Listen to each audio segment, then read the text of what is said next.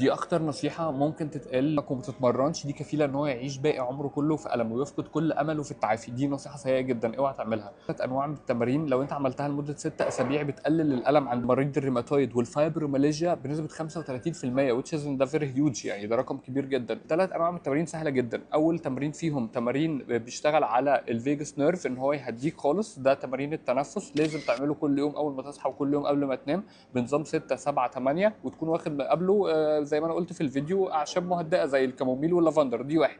تمارين استرتشات عشان جسمك دايما هيبقى اي توتر وتشنج فيه، ده هيبقى الم رهيب جدا، فلازم تعملها اول ما تصحى من النوم وقبل ما تنام. التمرين الثالث تمرين مقاومه، وتبداوا بوزن جسمك باي اوزان خفيفه، ان شاء الله تشيل ازازه بس وتعملها كده، او تعمل سكواتس بالراحه حتى لو مرتين ثلاثه، ولازم تعملهم.